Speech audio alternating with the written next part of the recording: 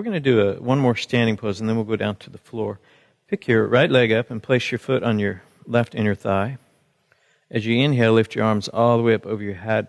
And as you exhale, lower your hands past your forehead, come to rest in front of your heart. You can keep a little bit of play in that supporting leg to allow you to keep your balance. Just relax here for 3 or 4 slow, deep breaths. Now lift your hands up over your head as you release. As you separate your hands, you remove your foot, sink deep to the knees, back to Utkatasana. Lift your arms all the way up over your head. Exhale, come down and relax. I'm going to do the same thing on the other side. Put your left foot on your right inner thigh. Let your foot rest on the inner thigh. Inhale, lift your arms all the way up over your head. Your palms touch above your head, and then you slowly lower the hands down to coming to rest in front of your heart. Quiet your mind, lengthen your breath. And in yoga, it's all about being in the moment. You're not worried about what you're going to have for dinner or what you did this morning. You're just trying to stay in the moment. Inhale, lift your arms up over your head. Remove your foot, sink deep to Utkatasana. Lift your arms all the way up over your head. Exhale, stand back up, lower your hands back down. Step back to the middle of your mat. You want about 3 feet in front of you. Lift your arms up over your head, your palms touch. Exhale, take a standing forward fold. Now bend your knees, your hips go back as your hands go forward like a ski racer. Now if you had a couple blocks, you could put them down under your hands. We're just trying to sit down, gently make it easy. And in today's routine, we'll try to do maybe one leg stretch, one backward bend, spinal twist, some breathing, relax, and we should feel really good afterwards.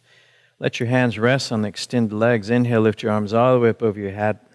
Exhale, lower your hands over your heart, honoring yourself. Interweave your fingers, reaching up toward the sky. Now, as you come forward, if you're less flexible, bend your knees a little bit. It helps to protect your lower back. If necessary, you could put a strap around your feet and grasp onto the strap. Hang on to your bottoms of your feet if you can grab them. Those of you that are more flexible, you might put your thumbs on the top of the feet, fingers behind, and come a little bit further forward.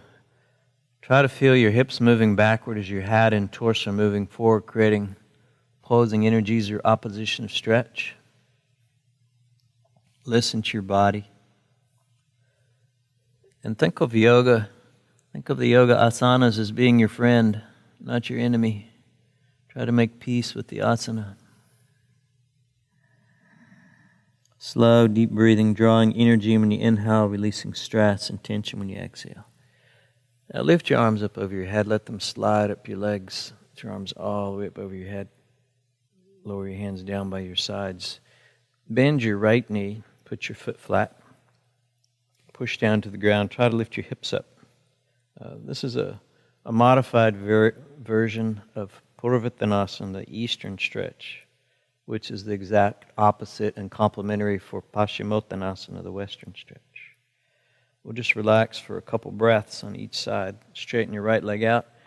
Inhale, lift your arms up over your head. Exhale, lower your hands over your heart, honoring yourself. And taking tension out of your wrists and shoulders as you elevate your arms up. Exhale, hinge forward at the waist, and we'll return to Paschimottanasana, using it as a transitional counter stretch in between poses. And once again, if you're less flexible, don't stress out. Just bend your knees a little bit. Body types plays a big role in the yoga asanas.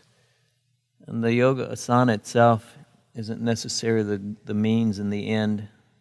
It's the practice. The journey is everything. Inhale, lifting your arms up over your head. Bend your left knee this time. Your foot comes down. It's used to create support for an easy variation of Purvattanasana. If you have a neck injury, don't drop your head back. Just try to look up toward the ceiling. Slow, deep breathing. Just for a couple slow, deep breaths. Exhale, coming back down. And one more time, we'll revisit Paschimottanasana. Inhale, lift your arms up over your head.